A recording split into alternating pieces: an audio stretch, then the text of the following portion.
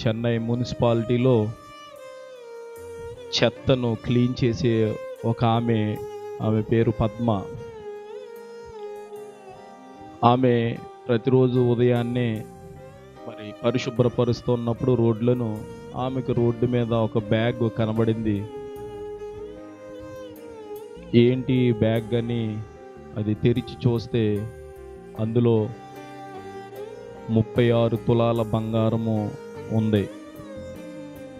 ఎవరిది బ్యాగ్ అని ముందుకి వెనక్కి చూసినప్పుడు ముందు ఎవరు లేరు, వెనకతలు ఎవరు లేరు. అప్పుడు ఆమె ఎంతగానో దుఃఖపడుతూ, అయ్యో ఎవరు పోగొట్టుకున్నారో ఈ బ్యాగ్, ఎంత బాధపడుతున్నారో అని భావించి ఆమె చేయుచున్న పనిలో ఎంత నమ్మకముగా, నీతిగా, యథార్థముగా,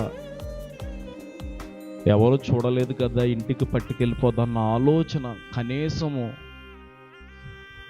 ఆమె కలిగి ఉండకుండగా ఆమె తీసుకుని వెళ్ళి పోలీస్ స్టేషన్కి అప్పచెప్పడం జరిగింది. పోలీసులు వచ్చి ఆ బ్యాగ్ పోగొట్టుకున్న వ్యక్తికి ఆ బంగారాన్ని అప్పగించడం జరిగింది. వాస్తవానికి ఆమె జీవితకాలము ఆమె డ్యూటీలో చేసిన ఆ బంగారానికి సంబంధించిన వెలను ఆమె పొందుకొనలేదు.